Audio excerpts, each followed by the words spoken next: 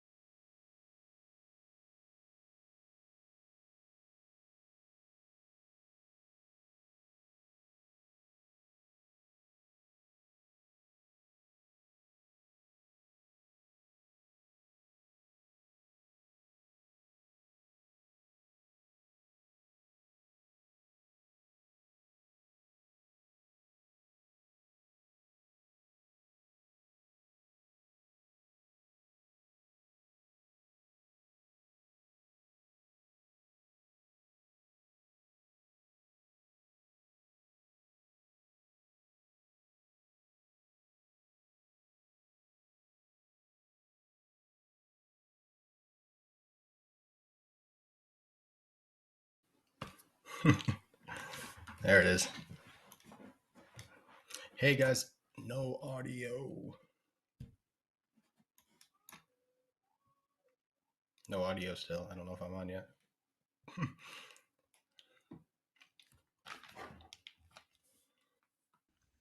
Folks, bear with us a second. Gotcha. I got it. Can you hear me? You good? Yeah, we got you. All right, I'm in. All right. Wow, There it is. I had this really long professional introduction for you, and I'm hearing some feedback in my headphones here. Sorry about the tech difficulties here. No worries, man. It's This me. is great. Thank you guys for having me. This is awesome. Yeah, thank you very much for joining us. Absolutely. I'm hearing some serious feedback in my headphones. I'm also hearing your feedback. Oh, well, see, you get to hear me talk twice. Don't go into the light. From the light. That might be copywritten. So TJ, tell us about Skinwalker Ranch. What do you want to know? Everything. Yes. Well, I don't know what you have said so far in terms of like intro and people listening, but yes, I'm one of the executive producers of the show. It was a brainchild of mine about 3 years ago. After talking to a bunch of people in the paranormal space, I was super frustrated with the types of shows that were out there that were, a guy in the dark with green lighting running around wanting to fight ghosts. That's not my thing. And I believe that, especially in entertainment, there is a movement for science. I think like there's a science-based shows are starting to make a comeback, I think anyway, and that's what I wanted to push. And so the idea of Skinwalker was I wanted to find one location where there was consistent paranormal activity that could be studied, and basically an Oak Island for paranormal. That's exactly how I pitched it to history, as an Oak Island for paranormal. And they loved it, but then it took. They're like, yeah, that's great. And what's the show? I was like, oh, well, we haven't gotten that far yet. I think the closest thing is Skinwalker Ranch, and they're kind of like, yeah, right, whatever. You can't get Skinwalker Ranch. So like, okay, I threw down. It was like the gauntlet was thrown down, and it was challenge accepted. And the next 2 years, it took me a while to just kind of get into developing relationships with these guys. And first tracking them down was almost like being an investigative reporter, which I'm not. I, once you have so I should step back a second. When you're doing a television show or coming up with ideas for shows, there's the idea, which is great, but then you have to find someone that embodies that idea. You can't just say like, "Oh, I have an idea for a show," and then just kind of throw it out there like, "Okay, that's awesome. Everyone has ideas." The hardest part is getting them to actually get made. And so this idea of a paranormal Oak Island, it was they really liked the idea of it, but it was kind of out there. Where are you going to find that? So upon doing all this research, thinking, hey, Skinwalker Ranch, no one's ever been on it with a camera before, or I'm sorry, people have been on it, but no one, for television purposes, has gotten on and gotten the footage off. People have filmed on it multiple times, and a lot of times that footage just literally gets erased, like no rhyme or reason. So, after I ended up making relationships with Tom Winterton, now Thomas is a great guy, and all my phone calls with Thomas, he is the ranch manager. Thomas, or I'm sorry, no, he's the manager. Is he manager, superintendent? I think he's manager. I get his position and Jim's position confused at times. After making contact with him, and he was telling me that, listen, I'm pretty much a janitor here. I have no idea, I have no say in anything. We went back and forth for well over 6 months, probably closer to a year, because he was kind of vetting me and just making sure like, oh, I was legit, and that what I was saying we could actually do, which was, hey, we can package this. If we can get onto the ranch, we really think we have a shot at getting a television series. So he vetted me for a while and then passed me to Jim Morse. Jim's the ranch manager. I'm sorry, Jim. And then spoke with Jim for like another 6 or 8 months. I was vetted by their spiritual advisor during that time period. And, I don't think these guys will ever admit it. Brandon, the owner, will ever admit it. But for the next 6 months after that, we had 2 Mercedes Sprinter vans parked in front of our house for like 2 months, convinced that they were monitoring and making sure that I wasn't leaking anything, and like kind of telling people some secrets or that we've gotten in, or who the owner is, or who these people are, because as you guys know, it's super secretive.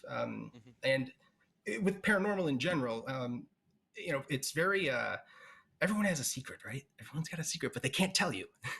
I know something. They're always like, oh, I know something great. It's, government cut, blah, blah, blah, but I can't tell you. Like, all right, fine.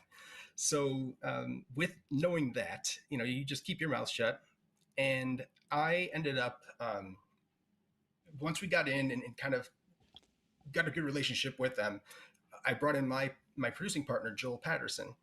And Joel created Counting Cars on history. And Joel and I actually went to college together at Hartwick in Oneonta. And so, we've kept touch all these years. We both, been working in the industry since late 90s, early 2000s. And he's had, some really good success.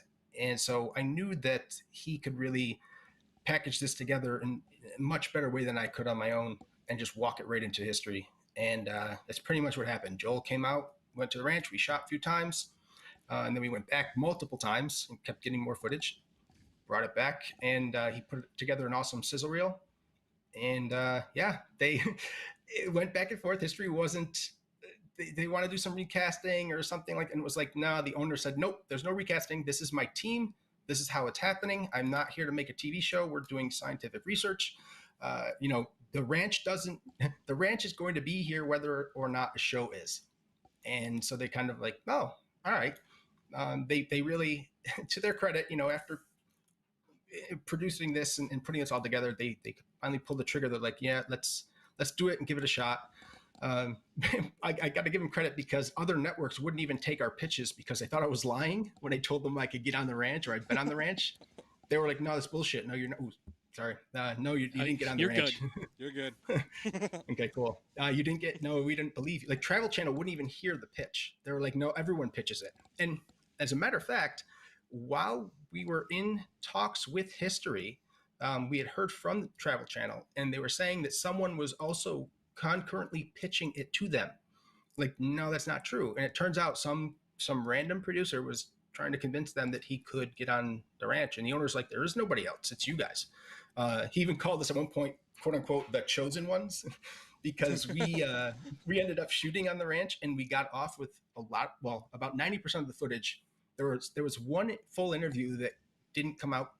It was all garbled and a lot of like spaces that had happened. We don't know why. And then one other one that just a lot of just dead air. It was really weird. Mics would die. Well, you know that stuff. Like all tech always collapses in places like this.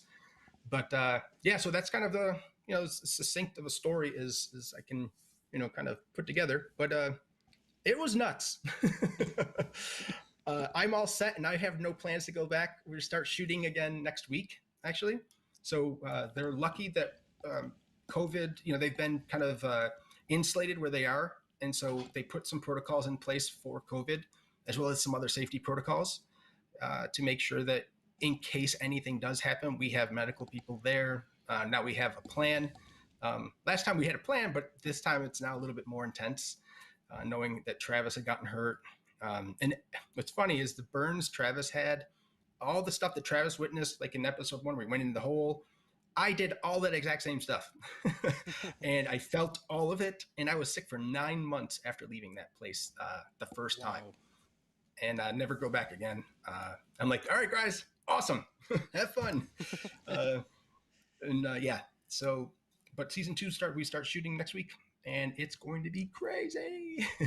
So you spent the time, you put in the time and effort to go there, to explore the place, and you came back and you were sick for 9 months? Yes, 9 months. And it's funny, one of my doctors, so I was living in New York City area at the time, and I'd gone to at least 3 doctors, respiratory specialists, because I was having respiratory issues. And one of my doctors, funny enough, she said to me that, listen, I'm not going to rule out something as, again, quote unquote, alien. She said, but whatever is wrong with you, it's not showing up on your blood tests. And so what they were doing was trying to find, and this is something I had learned at that point, that when you get a blood test and they're testing for different sicknesses or whatever, there are regional tests. There's regional, very specific diseases or conditions that can happen based on what part of the country you're in. And so they were trying to find a lab that was going to be able to test me for certain airborne things in southwestern United States. We never had found anything, but they would give me prednisone and everything would calm down and I would be able to breathe. It was, we never figured it out, but she was like, I can't say it's not alien, but I can say I don't know what it is. So I guess it could be alien. And by alien, she doesn't mean little green men going in my lungs. She was saying like alien as in something we don't know. I was thinking finally somebody in the medical world is going to admit about that there's aliens, and then they can give you their own version of COVID. Yeah, when she said alien, were you like, oh crap? Yes, I was, because so interesting story about my doctor. So she was from India, and she said that she was telling me stories. Now I don't know, I didn't even know this was a thing, but in India she said that a lot of so she was a big comic book nerd, which I'm like, wait, what? You're a doctor? So she was a huge nerd, self-described comic book nerd, and she said that in India the way that a lot of kids learn about their heritage and their religion is through comic books. And so it was just reading comic books and things presented in comic form is kind of a natural thing for her, she said. So when she had come here, she kept on reading comic books, except that it was, superheroes and not like, your history. And so she said, I loved it. And I just stayed right with it. And she was a full on nerd talking about Batman stuff with me, which I was like, there's no way you know this. She did. Batman, you're talking my language. My language. So a couple things that I noticed about the show. First of all, going back to what you're talking about casting people into the show. We've seen with paranormal shows that you have, core group of investigators, like the main people.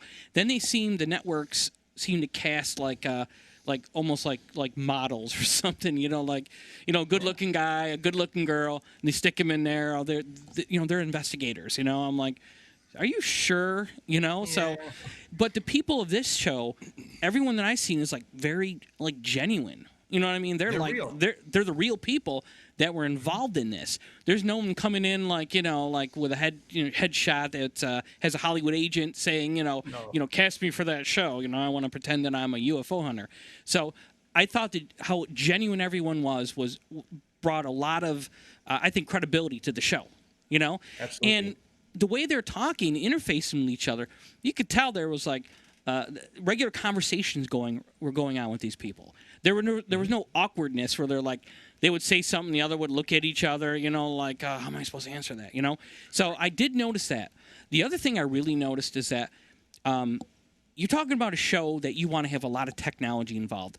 You got a paranormal location, and you want to bring in a lot of scientific equipment and scientific methodology. And every episode I watched, they would do something, it wouldn't work.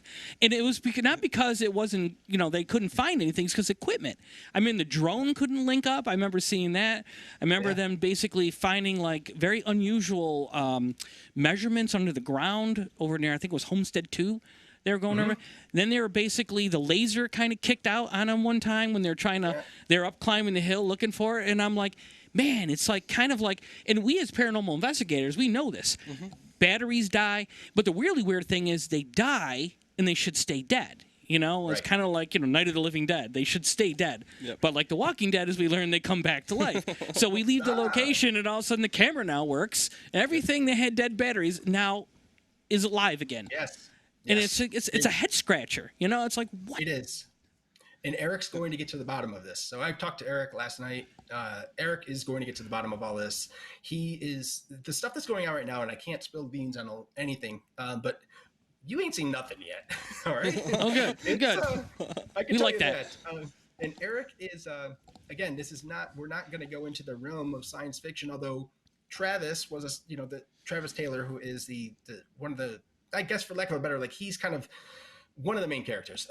He's almost the host, you would say, because he is the only outsider. And that was done because Prometheus is the other production company that we, are partnered with on this. And Prometheus are the guys that created Oak Island and Paranormal, Ancient Aliens. And so the president of that company's name is Kevin Burns. Kevin, great guy. He's from upstate New York too. Believe it or not, he was from, what's the twin city? Binghamton. He was from Binghamton. Like, wait, what? How is this possible? And he's got some of the biggest properties on television, biggest shows on TV. He's been doing it for 40 years. He's been out there. But so Kevin, to his credit, he was like, listen, I love this. What we can really do though, is because Travis has experience, he's got 74 PhDs or whatever he has. And he was like, Travis he would be kind of the take them on the ride, take people on the journey. And that was great. Because Kevin, he knows what he's doing, and then Travis just fit right in. And the tech part of it, though, Eric and Travis together are dangerous, but Eric is going to get to the bottom of this stuff, and he's deployed some pretty incredible tech right now that I'm hoping we're going to get some pretty fantastic readings back on, which would be just awesome, because this will be peer reviewed and it will be published. Brandon is going to be starting a portal. So Brandon Fugel is the owner of the ranch, who bought it from Bob Bigelow. I'm calling him Bob like I'm on a first name basis with him. I've never met Bigelow. Hey, Bob, what's up? Hey, Bob. What's up, man? But yeah, so Brandon is he's creating what they're calling a portal, and not like a vortex portal, but a portal like a web portal. Yep. So that he can continue to, so that he can publish the data and have it peer reviewed, but also there's some scientific journal they're going to be submitting to. I don't even know which yet. I'm just going by what he's kind of put out there and laid out in the plan. And but the portal, it'll have, hopefully we'll get some streaming cameras going online and publishing the data. Like Eric just gets tons of sound and kind of like SETI. Remember the SETI at home program where you can run it on your background on your computer? That's kind of what Eric wants to do, something along those lines. I mean, hopefully that happens. So the tech is a key focus here. Yeah, it's pretty cool. And some of the evidence that I saw on the episodes, that look like UFOs and the lights coming up out of the mesa and all that kind of stuff.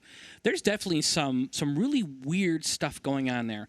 And I like how it's tied into the paranormal too as well, because we've always said that right along, that there is some kind of link between the two. Absolutely. And so And I know we don't know Pete's what Brandon has come out. He's come out and he said it like I do a podcast, the Skinwalker Debrief. So every week after the show, I do a podcast bringing on one of the cast of the show, and we just kind of recap everything that goes on. And I had Brandon on at one point, and he was, I was shocked to hear him say it, but he was like, yeah, I believe, this is Brandon speaking. Brandon said that he believes it is everything from, he believes that there's a paranormal element to it. He thinks it's interdimensional, and he thinks it is from off world. Like, wait. And then he mentions time travel. I'm like, dude, come on, you're losing me. You're a billionaire here. You're a very sane man. But he's speculating. He's like, look, I think this is what I feel it could, or it is. Until we can prove it, though, I can't say anything. But this is a guy. I mean, he's this dude is a serious person. He's not just some Joe Schmo. I mean, you even saw in the episode they brought in the DA, the Utah district attorney, attorney general, the AG from Utah, was on the last episode of the show, saying that he's going to lend any support to the ranch if they need it. Like, all right then. So. Wow, it's a big thing in Utah. The people seem to be a little bit more receptive of it out there. We get a lot of community support for what we do here, but I mean, not to that level where politicians come in and say, "Agent Paranormal, we're here for you." Great, thank you. What do you guys need? What do you need? Here's $1 billion. What you got? Well, lasers, satellites. I'll give you a list. Everything we need. But if there's any politicians watching. Right. Well, the mayor of Utica, when I had gone, I was in Utica maybe 4 or 5 years ago pitching a show to Mr. Palmieri. I went to school, the high school in Utica with his children, and so I've known this guy like most of my life. And when I met him, he's receptive to doing anything in Utica. It was kind of like, hey, what can we find? And I did a casting there, and I think I went on radio, a couple of TV spots or whatever, or hits here and there, and trying to find someone upstate to kind of do something around, finding unique talent. But I know that the city was all behind it. So I don't know, man, those guys might open their doors to you guys. If who knows? I can see that thing. Oh, look at Kevin's like. Don't mention my name.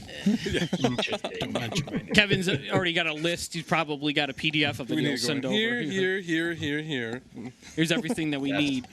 So, with that being said, season 2 is definitely going to happen then. Yeah. We're shooting.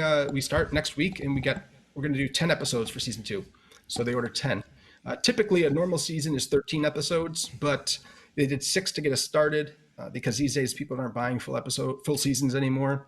And then we did get 10 out of this one, which was very lucky, and that was just because not many shows can go into production right now, or the rest of the year for that matter, because of COVID. Right. And so we're super lucky that we're going to end up with 2 seasons in 1 year on air. So I don't even know if Oak Island's going to be shooting this year for this next season. Wow. Because they're locked down still. Yeah, there's definitely an Oak Island feeling to the show. I like that. The storytelling, the experts, you know what I mean? A lot of paranormal shows, the experts are people who've investigated for a few years, and they made a name for themselves. Here, you're talking like you got scientific minds involved, people who are experts in fields of, radiation and all this kind of thing. They all come in and play a part on it, So you're definitely got some heavy guns involved with this. What are your guys' theories? Give me some theories. What do you guys think? Kevin, go ahead. Let's hear what you got to say. I know you got some kind of. Come on, I'd love to hear it. Oh, Don't say Bigfoot. I don't. Yeah, well, maybe it could be Chupacabra. They're working together on this, and they're really going up there. But yeah, I've always thought that there was a connection between extraterrestrials and the paranormal. There's a possibility that extraterrestrials are just connected to the paranormal, as they can sense that energy, and that's why they come down to that area. Is it might be just a hotspot of an actual vortex or a portal just in that area that comes from the Earth. And that's why you see those hotspots pop up of extraterrestrials or even haunted homes or quote-unquote demonics and stuff like that happening. Especially they have the... Oh, I'm blanking on the name here. We were just talking about it. Chocolate chip cookies? No. Reese's Pieces. You got cookies? Anyways, yeah, connected. Pete! What? Your turn. Good Lord. How long do we have? Now I wish I had actual cable. Thanks, Candy. So I haven't seen the show, but I'm sure it's great. I've heard great things about it. History Channel app. You can watch the episodes through the app. I tried, but it said I had to put in credit information or something else, and I'll check again tonight. Is it on YouTube? I know. The YouTube. That's history, not Pornhub. Pornhub requires a credit card. That's actually the funny thing. Rich is like, oh, we got someone coming on who's going to talk about the Skinwalker Ranch. I'm like, is that the porn place that's outside of Las Vegas? I was like, and then I remember, no, that's the UFO thing. Checking your credit card statements. No, it doesn't say Skinwalker. What is the name of this? Oh, I don't know what this is. He has to intercept his credit card statement before his wife sees it each and every time. That's why he's waiting out by the mailbox about the 15th of every month. As far as what's going on, I mean, metaphysically, human and alien are on the same wavelength. Throughout the COVID thing that's been going on, I think a lot of people who are not into the paranormal missed a very key thing that happened a few months ago when the CIA released all of these documents. So those of us who pretty much believe in the paranormal, they've pretty much admitted now that they've been in contact with them since the 1950s. The polite kind, the cartoonish kind, and the not so good kinds. I mean, that's something that's out there and needs to be researched. We live in that area near, what is it? Whitehall, right? Whitehall? So when there's a large increase of UFO sightings, there's a huge increase of Bigfoot sightings. There's always the correlation between the two. One happens, the other happens. Mm-hmm. But I actually, if I could I ask you a juicy question? Please. I remember, I think it was Stanton Frieden brought that up at one of his lectures. He's like, when you start digging into these topics, people start following you and people start paying very close attention. Do you think you're being watched at this point by the government? Yes. As far as your research, I should say, more so than... Because they want an answer too, or, I mean... Pretty much, yeah. I think that they've kind of made it pretty clear that there's an NSA sleeve on us now, on me and Joel. Like, we had to be vetted to get into this place because there was government money funded, funneled through that place. And they're also, there's no they're not playing around. They don't want some kind of crackpot coming in and saying I can do X, Y, and Z, and then just shooting all this stuff and putting it online and releasing it like, hey, look at all this stuff, and not pitching a show or not putting anything together. So they vetted us a couple of different ways, but yes, I'm pretty sure. And, I still think I am. It's hard to say because you don't want to sound so conspiratorial that you think you're like way out there, right? But at the same time, if I told you 5 years ago that there's a billionaire searching for UFOs and aliens on a ranch in Utah, you would have thought I was freaking crazy. But here we are. Might not have, but... You're talking to us. We probably would have believed you. Yes. No, yes. But do you understand what I'm saying? Like, it's all relative, right? Yes. I mean, absolutely. It's not as crazy as you think. And you just don't want to say definitive yes or no, but I can only go by what they told me, like Brandon and the guys at the ranch. Like, yes, as far as I know, there is. Do I know if they're still listening to everything I do? I gotta imagine they're probably scraping metadata off of every device that I have in my house at all times. Yeah. But I think they're doing that to everybody. Maybe I got like a little asterisk. We've already looked at it. No. Well, just don't look into anything that flashes. That's yeah. Forgive me for saying this, but it'd be good for our show if two guys in black suits just came and took you away right now. Yeah, our ratings would jump. We would go viral and be famous. Yeah, but we'd be next. Missing, right? Exactly. And everyone would listen. We'd have a couple of those little awards that you have behind your head there, behind us. Oh, my goodness. Yeah, big YouTube awards. For, See, they are Emmys. I told you. Yeah. Yeah, those are my Emmys for my time on a show called George to the Rescue at NBC years ago.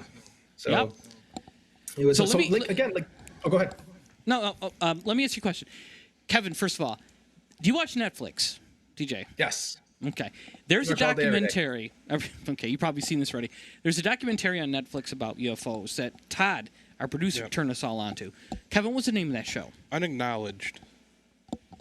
Unacknowledged? Yes. Watch it. It will blow your mind. This is right up your alley. Unacknowledged basically goes into, it talks everything from UFOs to politics, and basically the gist of it is that you get to witness pretty much the government admitting that, it's real. It basically starts off with, we had contact with aliens, and then after that, it was the government doing all the sightings that you basically see nowadays.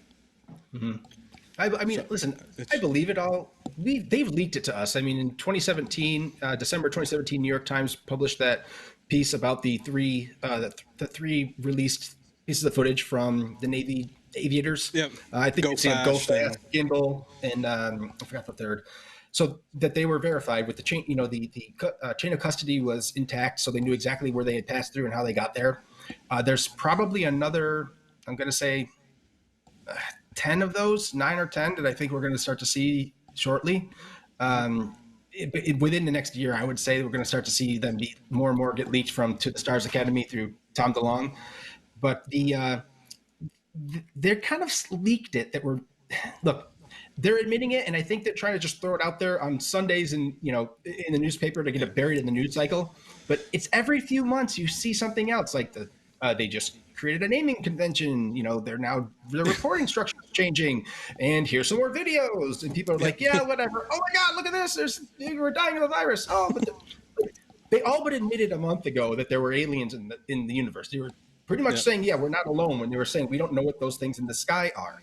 And I was just shocked that kind of went over everyone's head. Like, I'm sorry, the government just told us that we're not alone in the universe, and nobody's paying attention.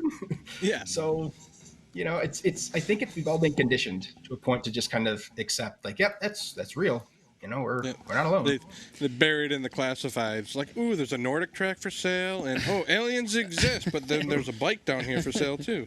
They've leaked this, to strategically leak this out to us to make sure that we stay on board, so that we don't go off path. So that we basically just focus on what they want to tell us. But I've got a couple interesting theories I'll share with you if you don't mind. Please, man, I love it. This is great. I love this.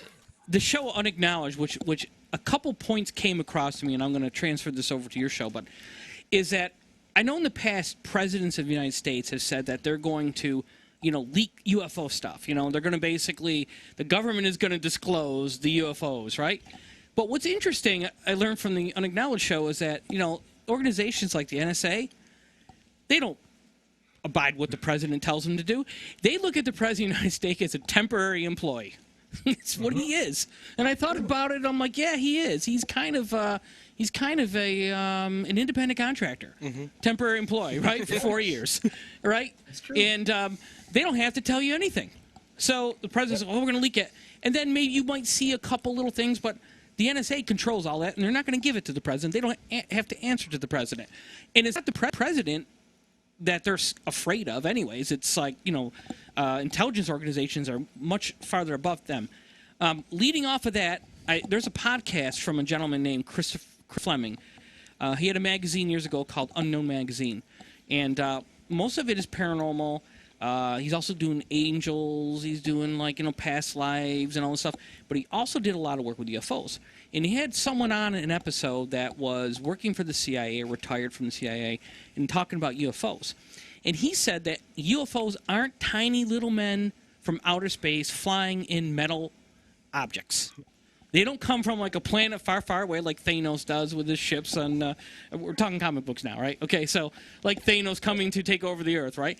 They're actually energy, and they actually come across dimensionally. They cross dimensions to come into here. And they're pure energy. And that's why they come across and they're blurry to look at, and they can just vanish or just take off, because they're not that. We like to see them as the Jetsons flying in their ship, and coming down and the little guys come out. But they're not that. They're pure energy. So going into the Skinwalker Ranch thing, sometimes I wonder if that they've put stuff there. That location has been very, very secluded for a long time. Out in the middle of nowhere. It's just like, where do you find Bigfoot? Out in the middle of nowhere, right? They're like, how come we never found a dead Bigfoot? Well, why would you find a dead Bigfoot? Do you ever find a dead coyote or a dead mountain lion? No, you don't. So out in the middle of nowhere, they have this place. Maybe essentially this is where they were basically, putting, I don't know, energy into the ground, or I don't know, whatever. Or maybe there's some kind of dimensional portal that's going back and forth there. Now, we've done a lot of investigations, and Pete started this thing where he's asking spirits as we talk to them, what dimension are you coming from? And I thought that was very interesting. And we got a couple answers, like the fifth dimension. We actually talked to an entity, we're not going to disclose the location, but an entity that identified itself to us as demonic. And Pete asked what dimension it was in. And what did it tell you? Fifth dimension. Fifth dimension. So, and it's like clear as day. It's not like we're using what we call the spirit box. So it's a radio that's scanning nonstop. Like I said, I haven't seen the show. I don't know if they're using it. But yeah, we've asked that multiple times. And 5th, 6th, and 11th dimensions have come through.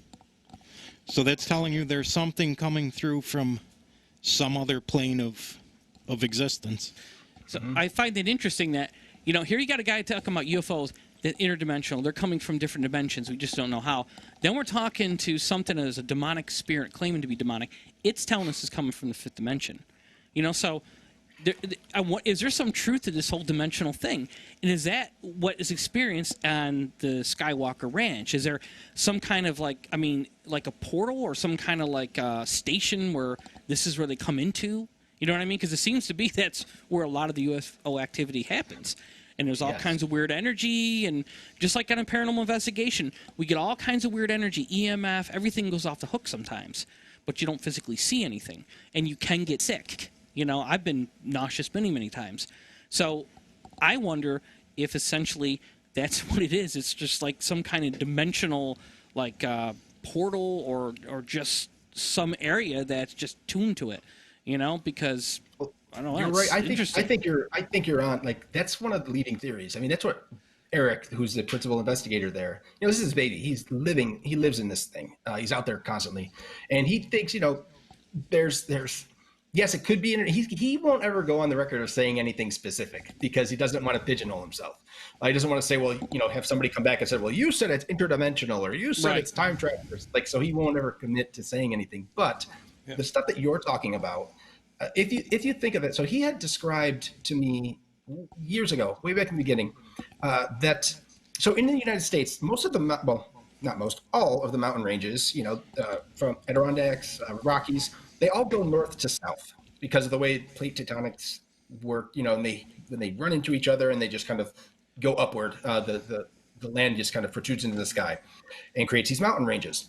So what Eric told me was that prior to the mountain ranges that they have there, like near Utah in that area, he believed that there was plates previously that had hit north to south and created mountain ranges that went east to west. And then on top of it, you got the new mountains forming that run north to south from plates hitting from east to west.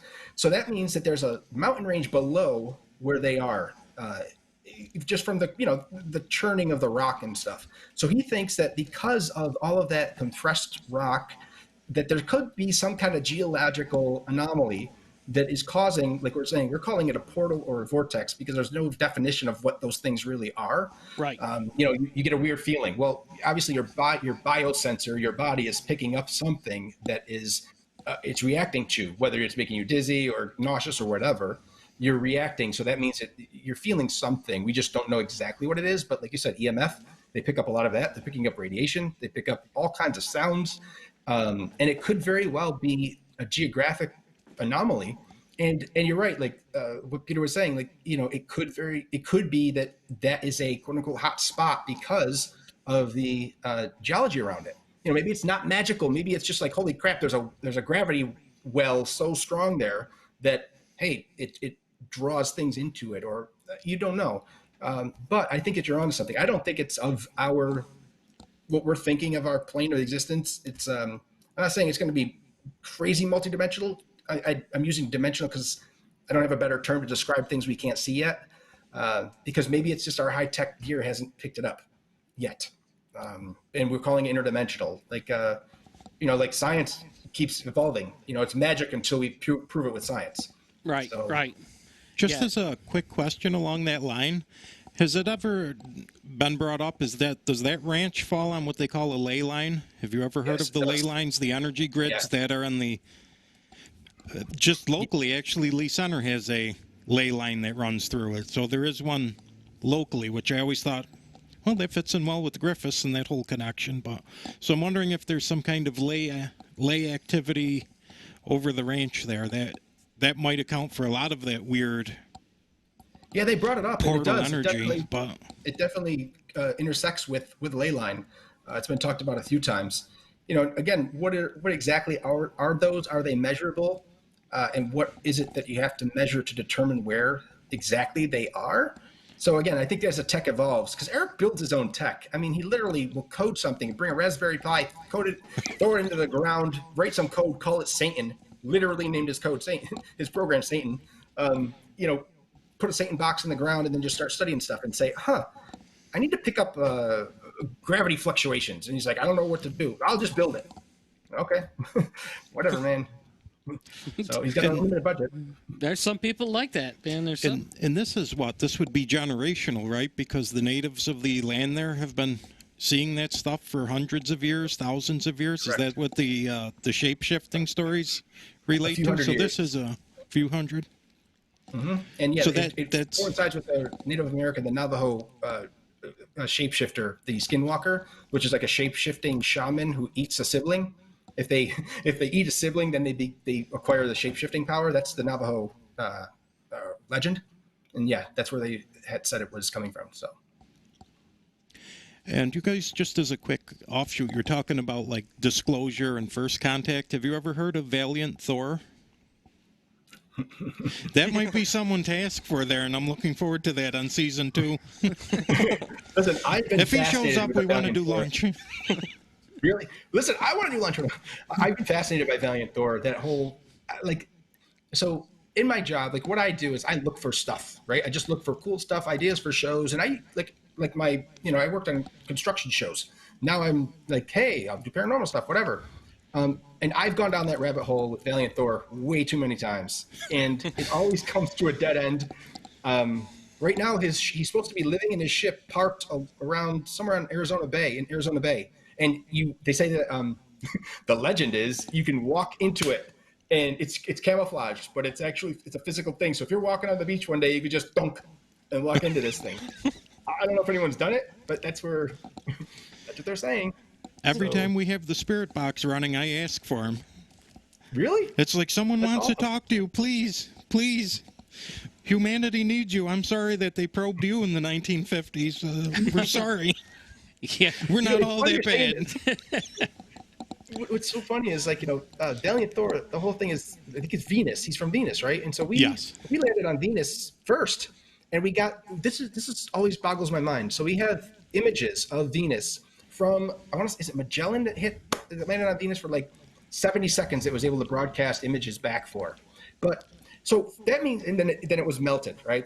I guess my question had always been, well, if the acid rain melted this freaking thing after 70 seconds on the ground, how did the parachute deploy to land it on the ground and not disintegrate? And then how, when it hit the ground, did it maintain its structural integrity to fire back images? But we've never gone back since. Since then, yeah, there's nothing. Now we're obsessed with Mars because maybe Valiant Thor was like, listen, you don't need to go here. Here's the Google Maps of it. Yeah. you got to call my cousin Valiant Bob. He's over on Mars. Right? He'll hook you guys up. They have a nice suite in the hollow moon. So there's. Pete mentioned a thing about spirit boxes. Has anyone there, or maybe this is something for the season 2 coming up, has anyone done any spirit communication, like using a portal or spirit boxes, the typical kind of run-of-the-mill ones that paranormal investigators used? I don't know if it's the run-of-the-mill ones that everyone else uses, because I'm sure Eric built it on his own. They have brought in shamans, they have brought in spiritual mediums, but they've never. I don't want to make blanket statements. So there has been attempts using other equipment that you haven't seen yet. And I think that, so I love that you're asking this, because this is what we've been wanting, from the audience, from people that watch the show, like suggestions or what other tools, what other experiments can you run? Because that somebody knows something that we're just overlooking. Maybe it's a geologist who's like, oh, the reason that mountain glows is because it's the certain type of rock that blah, blah, blah, and it's from this part of the world that it shouldn't belong here. Okay, great. But somebody knows some things, and it's just a matter of finding the people that can answer them. So I think that once the right tool is deployed to do this, the ghost boxes, once it's deployed, I think we'll see some really cool stuff. But I gotta say this. History doesn't like what they call woo-woo magic. So you're not going to see too much of the woo-woo, quote unquote, happening because we want to go more science and less unexplainable woo-woo stuff. If we can't measure the data or at least understand that there is something to capture, then I don't see it, going down that rabbit hole. And I don't see rabbit hole like it could be unfruitful. I just mean rabbit hole because that's a long journey into that, man. If you're talking about multiple dimensions in this that you've communicated with, dang. I guess no Ouija boards then. I thought for sure they would set up some Ouija boards at the homestead. We are open to it if you want. Give it a shot. Or maybe even an Ovulus. An Ovulus is a high-tech piece of equipment that the theory is that the spirit can communicate with the device electronically or digitally.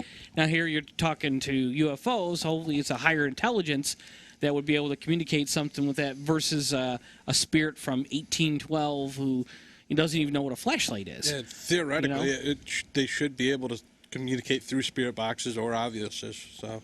Mm-hmm. So do you guys think they could be one and the same?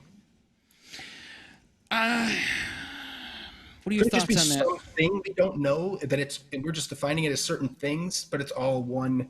It's all actually the same thing. It's just presenting itself in different ways. Well, I think people searching for UFOs or aliens have a certain methodology that they pursue. This is what they've seen, and this is the science behind it.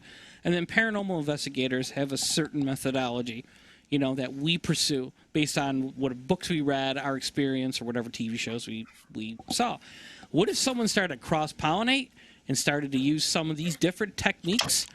You may be quite surprised what you may end up finding. I mean, there's some stuff in the paranormal world, equipment-wise, that it's worth trying. It's not terribly expensive, but if it yielded some results, it's pseudoscience at the best, but it would make for interesting television.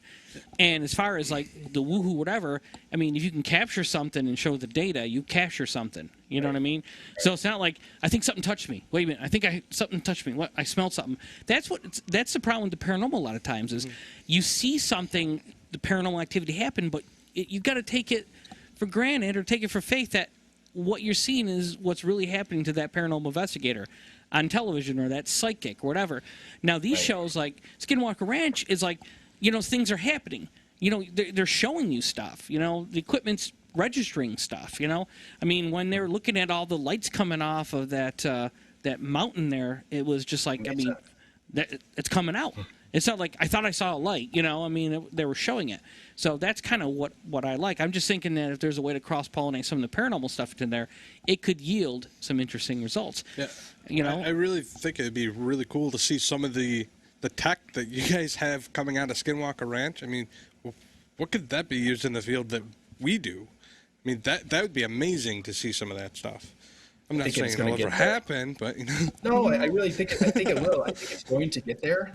I think that it's kind of as they test it out here and you get good results with it and can publish data, then I think Eric wants to be completely transparent. Like if anything he's building works really well to capture stuff, it's open source. He's going to publish it. Here, go build it yourself, please, and then add on to it. Help me, help you, help me. That's kind of how he thinks. Like he wants everyone. He wants to open this up as a learning thing for everybody.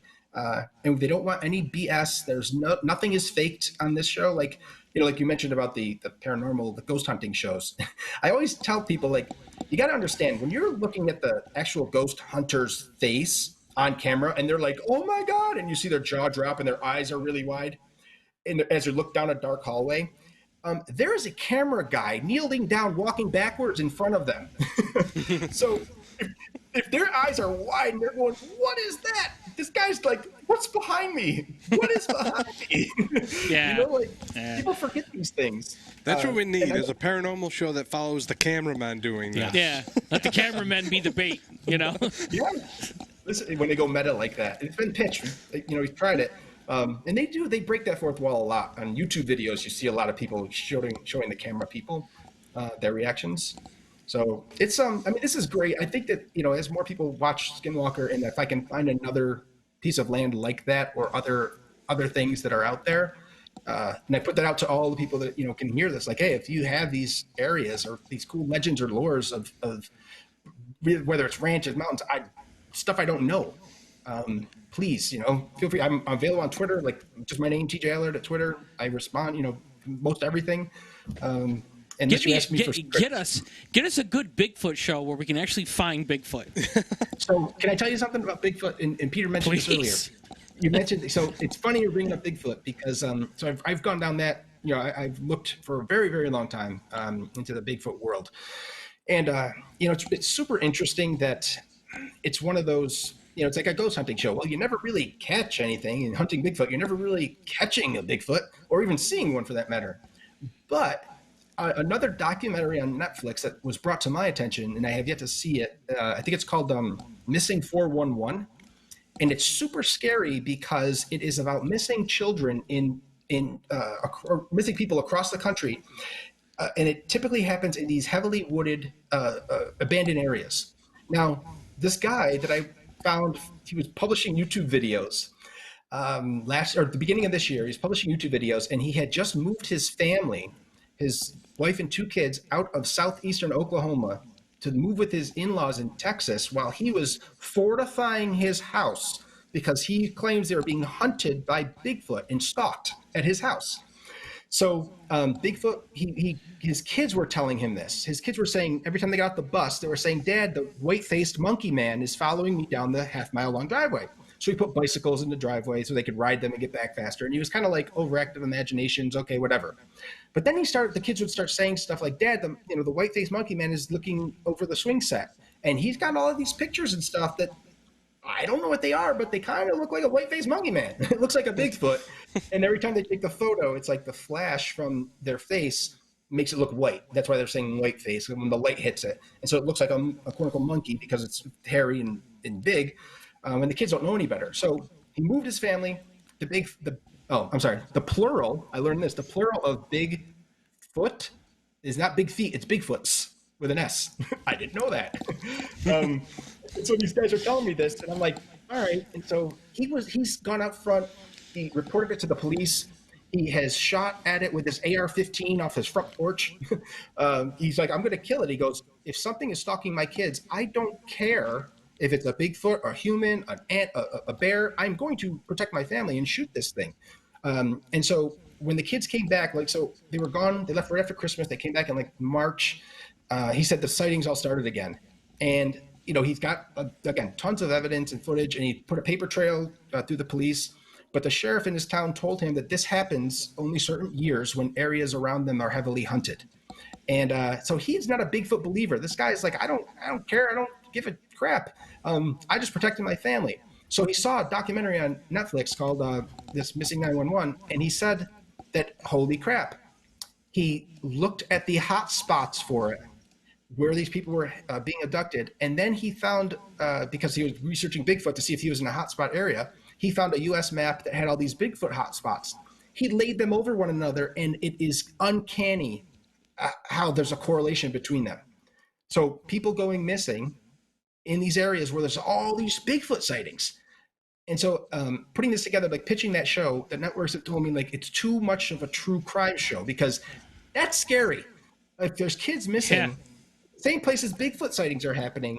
Now, in my head, I look at that and I'm like, okay, well, yes, there's big wooded areas and people go missing in wooded areas all the time. That's unfortunate. And of course, Bigfoots are sighted in wooded areas all the time. But to know that there's kind of an overlap, and the cops in his town said there's an overlap.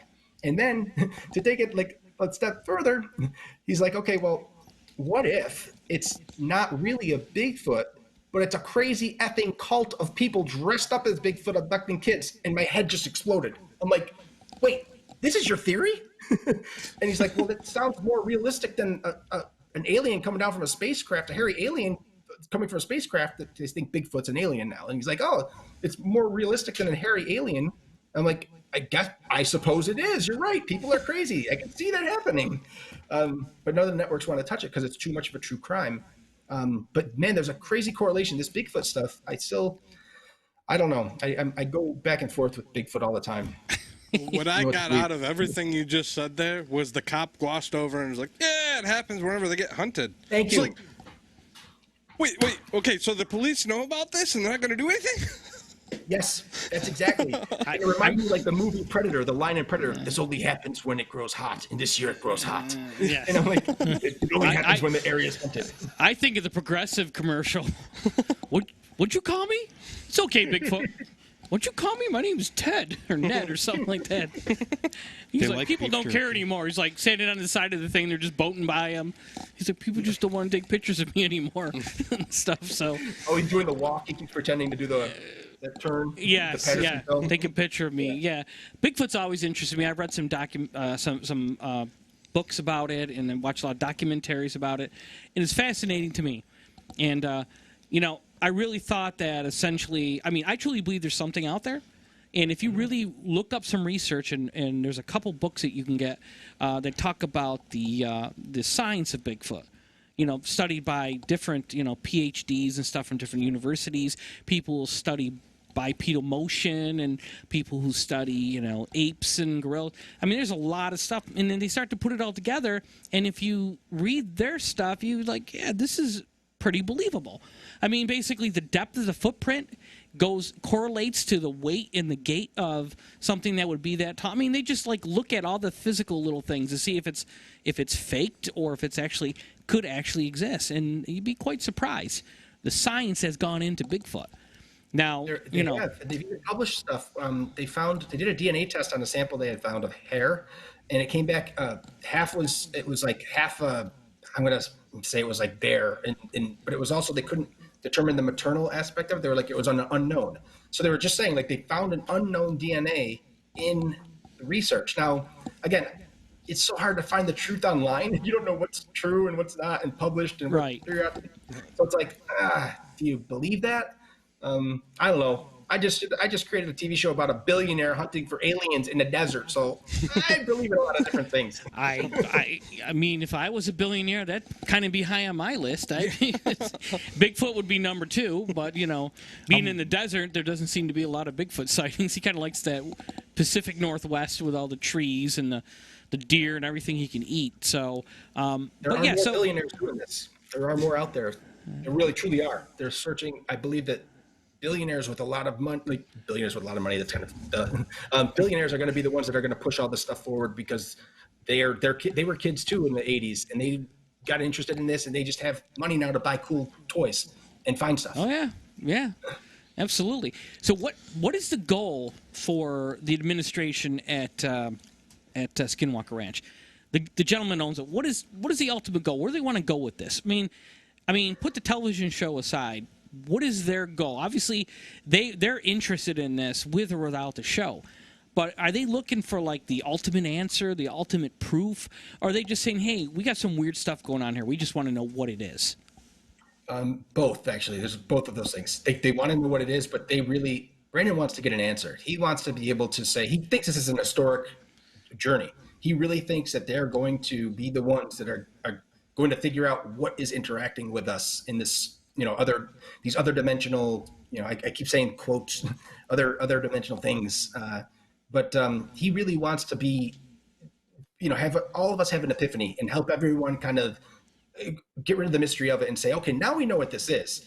And he wants to be the people that bring that, to light.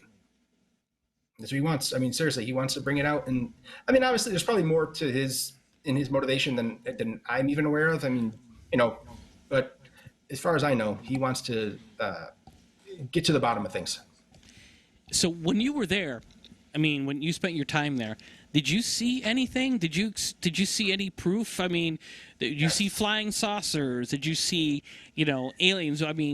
I mean, kind Yes. of what things did you see with scientific equipment, or did you just kind of experience feelings and stuff like that, or did you see it visually? All of the above, to Okay. a point where it was like I have a DJI. We had a DJI Pro drone out there. I watched our drone just fall out of the freaking sky. I watched that thing freak out. I would smell on the ridge. I would always catch this smell of sulfur. There would be a strange smell, like it would be at night, and it was multiple nights. You know, I was there multiple times for, you know, periods of time, and not just in like 1 month. It would be like you go a couple months later, you go again when we were trying to get this thing off the ground. And it was a consistent thing. And there's no sulfur in the air. There's no sulfur, nothing that would produce sulfur there. So anytime anyone would see something manifest or something appear, or they'd see a light they would say there was followed by a sulfur smell. So Eric was kind of trying to put together some kind of relationship between a sound being created or someone seeing something and then it disappearing, and then that smell being the residual, like what's left over from it evaporating or from whatever is happening. I saw these things that I at one point described as floating potato sacks, but a better description was the wraiths from Lord of the Rings.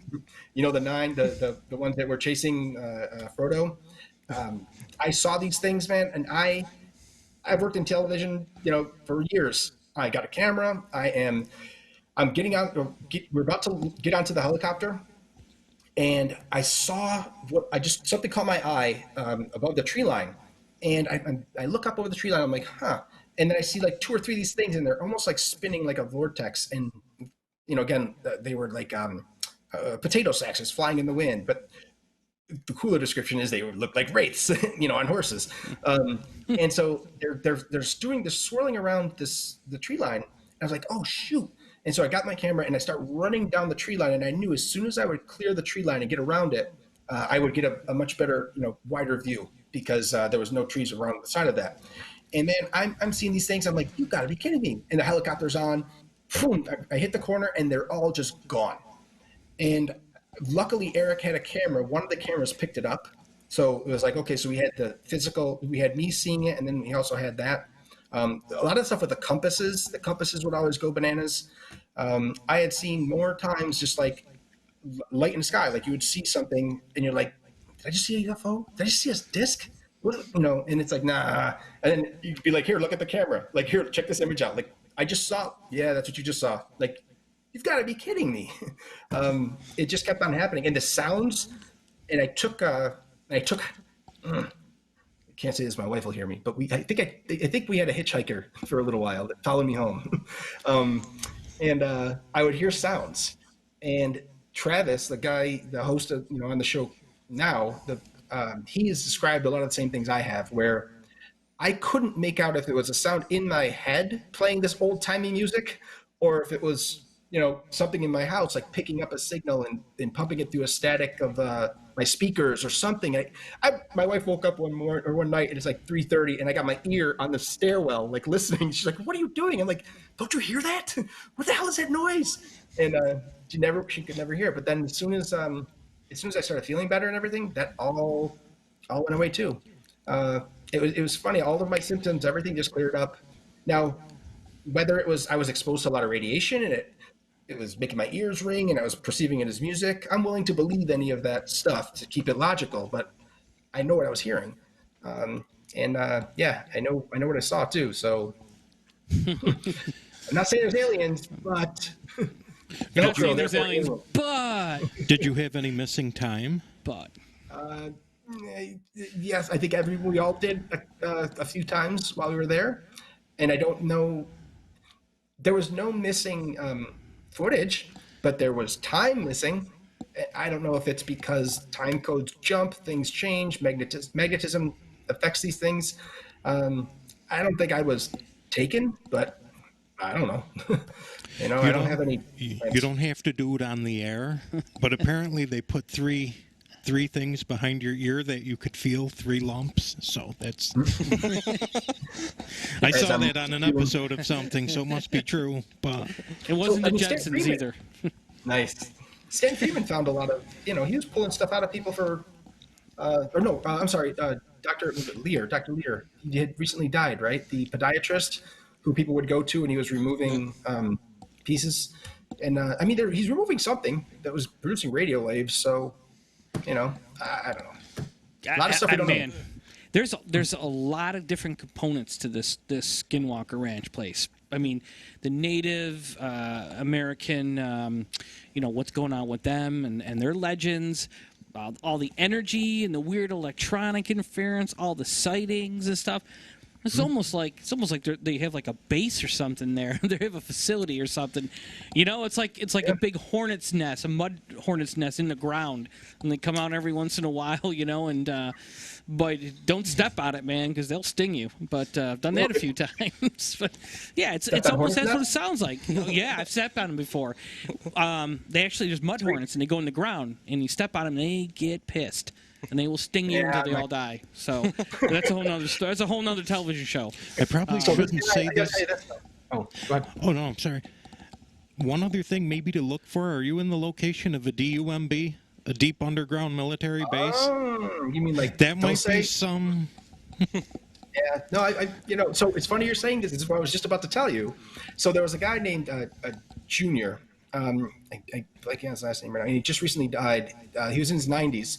And he lived in the basin for, his whole life. He grew up there. And he became kind of like, the gatekeeper. Like anytime anyone saw something or heard something, they would call Junior, and Junior would take it. And, he would sketch stuff, or people would sketch stuff for him. He would interview them, record them. And so out at Homestead 2 at one point, I'm interviewing Junior. We had him sitting down in front of the homesteads.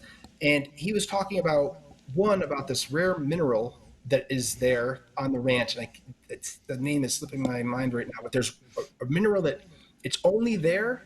And I want to say it's adamantium, but it's not. But it's something along those lines. Well, funny, adamantium is what the shell company, the owner, created to buy the ranch. He bought it under Adamantium LLC. But somebody's a Wolverine fan. Exactly. So Junior, this 90-some-odd-year-old guy, so I'm talking to him, and he's sitting with the homestead to his back, and he's looking at the mesa, and the mesa's on my back, and he starts pointing at me. He's like, "Well, right behind you, underneath, there's an entrance." He said, "There's a base here," and everyone's kind of like, that's why we drilled in that area, because that's where Junior was talking about something was underground. Maybe it's a DUMB, who knows? But here's this guy who also said that he showed me pictures of this element 115, these rods. So he showed me pictures of these rods that they don't have, that they're claiming they don't have them. He showed me a Polaroid of it, and he said at one point before the current owner got the ranch, Bigelow had he was paying people to. They were like, he hired people to crawl on their hands and knees across all these fields to find any of these rods. And he was claiming it was element 115. I don't know what that is, and so I don't know. I couldn't say yes or no. But he showed me this really cool rod that he said some ship had hovered over this area and dropped all of these things that looked like it was jettisoning empty fuel cartridges, is how he put it. So, I mean, again, talking about these DUMBs, I can't rule it out, but I don't know. I don't want to say yes, but I can't definitively say no either. So it's hard. Pentium, that was the element 115 on Pentium. I couldn't think of what.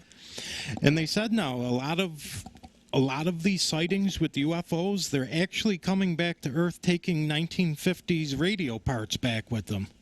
So I'm wondering what's actually in the old radio systems that they don't have in the future or in outer space, that they have to come here and get that kind of antique technology from. But I wonder if it is some kind of element. So now's the chance to get rid of all those transistors and all that. Right? Vacuum I never tubes. Heard that. They're coming back. They say that they're taking 1950s radios or old gear to repair stuff. So maybe ham radio's a hobby up in outer space. I don't know. There you go. There's the new history show, Intergalactic Pickers, right there. We got it. I love it. Do you have unobtainium? You heard it first. Go file that patent and copyright. Right, trademark. Go trademark that. Yeah, man, I'm I telling can you. tell stories forever. Maybe there's a resource here on Earth that they need, something that we have that they need, that they mine, or something that they, and I just thought of that because, you're talking about coming back and getting parts from the 1950 radios. Maybe there's resources that we have that they need. That's where they're mining, possibly. You know what I mean? Well, yeah. I mean, Dan Aykroyd thinks it's humans.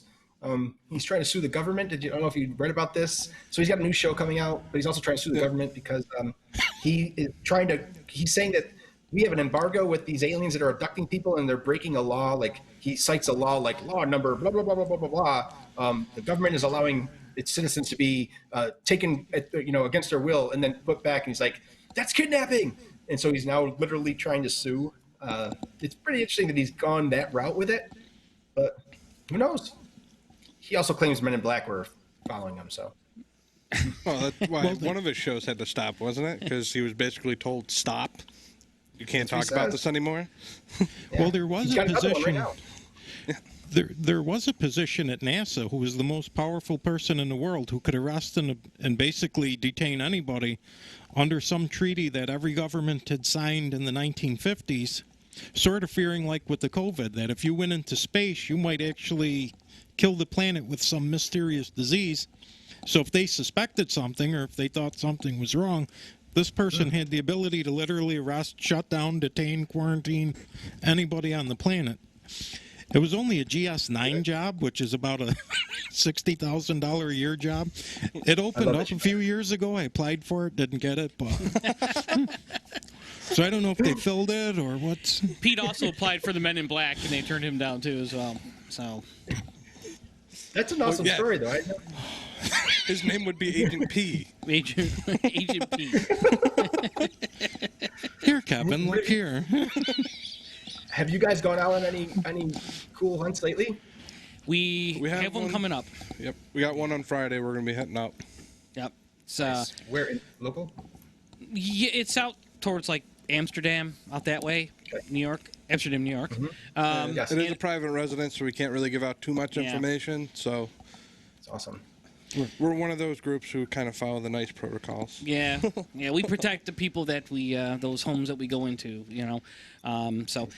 If you ever want to know the skinny on Griffiths, let me know. I can tell you some interesting stories. If you ever want to do a show on Griffiths and UFOs, because there's a lot of talk about, there's the guy right here.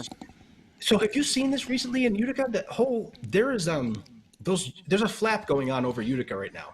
Yep. Every day, my family keeps sending me. I'm like, stop sending me the video links to an app that I'm not downloading. But it's like there's all these MUFON reports and like over Utica. I mean, ridiculous number of UFOs. Yep. I don't know what it is, but yeah, just east of Utica and Clayville's a big area, big hot spot. Okay. You'd mentioned Griffiths has always been a hot spot. You mentioned Dulce. Well, Griffiths was apparently a joint CIA alien base too. Really? Allegedly. And somebody had showed me pictures of supposedly level 14, but and you're it was actually on Topics.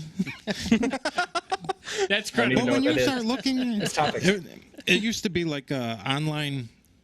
I don't know, what was it? It was supposed to be it was to an benefit, online thing where you could talk smack about people. I mean, if you were like a local celebrity, people go on there and talk about how nasty and ugly you are. And they shut that down about a year ago, though. The topic's just completely gone now. It was slander pretty much in its highest degree, except you never identify who you were when you did it. You could be like, I'm Gemini 6, you come up with whatever name you want. There's apparently an underground transportation system that runs from Griffiths to the University of Rochester, the other way to Long Island there, Montauk. I mean, and I asked them when I was doing the book on Griffiths, I'm like, I lived here. Who would have dug this hole? I mean, no offense, telegraph, telephone, telling Italian. I mean, somebody would have said. They're like, well, they brought people in from California. When they dug the hole, they went back home. I'm like, that makes sense. Damn it. And yeah, people all kept it quiet, right? Yeah, exactly. So we're gonna kind of get close to wrapping it up here. TJ, Yeah, thank you so much for your time and everything, and we could talk about this stuff all night, as you probably could imagine. And you seem to have been bitten by the bug too, man. You seem to be pretty knowledgeable on all this subject now, and I'm sure you spend a lot of time in front of the computer like we do, researching this stuff and looking at YouTube and everything else. So, just give us a quick rundown. What kind of cool things do you think we expect from season 2? You're going to see some new tech deployed. Sweet. That is this. Shoot, how do I say some of these things without getting myself in trouble? No, don't. Yeah, no, you don't want to give anything away. But no, there's some stuff that has been developed that large government agencies have used for other things, and now they're being repurposed and modified for our use by the team at the ranch. You're going to see a lot more medical protocols in place because, there was a lot of criticism about like people getting sick or hurt or whatever. So we now had to develop a way to deal with these, almost like not triage, but that's too strong of a word, but, a way of kind of, okay, this is what's going on and here's how we need to move from this. You're going to see a lot more of Eric. And so he may or may not have long hair. I'll find out tomorrow. They're trying to make him cut his hair, but there's going to be some really cool stuff, and I think you're going to see some stuff that's going to be more publicly available for people to participate, to download, to analyze on their own, potentially build their own stuff based on plans or things that are published. So stay tuned. It's going to be pretty exciting. Yeah, we're looking forward to seeing it. So you guys should reach out to DARPA and see if you could get their time travelers on there to talk to you. See, Ben, are you trying to get me off on tangents? Because I could tell you way too much about that stuff. I think he's still alive. Chris Basaggio, that was one of the travelers. But welcome to Agent Paranormal. Yeah, yeah, we can talk about this stuff all night. Trust me, our wives will start sending us a text message. Where are you? What are you doing? Shut up! Talking UFOs. Leave us alone. Listen, I'm always looking for shows. I mean, if there's ideas and stuff, like Rich, you've already turned me on to Chris. I mean, some other great people. I appreciate that. Thank you. Galactic Pickers. Intergalactic Pictures will be next season. Yes. And I can only do $50. It'll have to go after the time slot of Skinwalker Ranch. You know, they move those, shift those around. I don't understand the science behind it, but anyway. So come on, Tribbles again. I just seen them things. Come on. So TJ, thank you so much, man. $20. Thank you so much, and we appreciate you being on here. We'll be in touch with you on some other matters, and have yourself an awesome night. Thank you so much. Thank you. Yes, it's been a pleasure, guys. Thank you very much for having me. Take care. Be safe. Yes, thanks, you too. You're out. Out. We're still going, though, right? Yeah. Right. Oh, we're out. No, I'm sorry. I apologize to TJ. I'm sorry. That was very, very interesting. And if I offended any Italians out there, I apologize to you and every member of your family who has a baseball bat. And so here's a guy that I've known for years, and at the time I met him, he's like, no, paranormal, UFOs, no.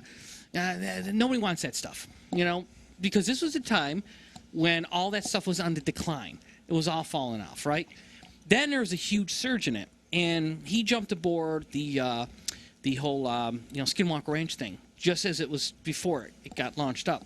But he found himself a specialty in that whole thing with the UFOs and the paranormal, and he spent a lot of time out there too as well. And I think that's kind of what brought him in. Essentially, once you experience something, you can buy you into a lot more than like, yeah, let's just do a paranormal show and like, all right, you guys take care of it. I don't know anything about it. Here's a guy who was out there, he got sick, and he was seeing things and everything. So, and you could tell by his enthusiasm, he's bought into this. You know what I mean? He's had experiences. But see, I appreciate that. Having been around other paranormal shows, the people involved in the filming aspect and everything, it was just a job to him. There's no... You can tell now he's fully invested. Because I remember we met with him, you brought me to the office maybe 3 years ago. Yep. We just were talking. Interesting guy. But now I can see there's like, okay, you went down this rabbit hole, which is a good thing because there is so much out there. Yeah, you get sucked into it. You really do. So just to wrap it up here for tonight on the show, just remember that we've got we have a small investigation that we're doing in the next coming weeks. And then we're looking forward to putting together some events, hopefully for the fall for everyone in the community here. Are we attempting to go live Saturday? Probably not. Or like a Facebook Live at the least or something, or no? Possibly. No? Okay. Well, we'll explore that. Somebody wants to. But hopefully by October, we can get back to putting on some paranormal events for the community. Our stuff has been very well received, and we do a great job with that, and we appreciate the community. They're very excited, you know. They get involved in it and stuff, and actually they've provided us with some great evidence in some of the investigations and events that we've done. So with that being said, I think we're good for tonight. Thank you so much for spending your evening with us, and make sure you follow everything on Disruption Network on social media, and also like us on Facebook at Agent Paranormal. You know, we want to let you know what we're up to all the time, and we'd like to hear from you. And you know, also Disruption Network's got a lot of great shows you guys should follow. It's great entertainment, and they're doing wonderful things. So we're going to call it a night. My name is Rich. This is Peter. This is Kevin. Even though it's 900 degrees out, I'm going home and I'm having a big cup of Utica coffee. Utica coffee. And Todd, our producer here. So everyone have a fantastic night, and we'll see you again in 2 weeks, I hope. Scare you later.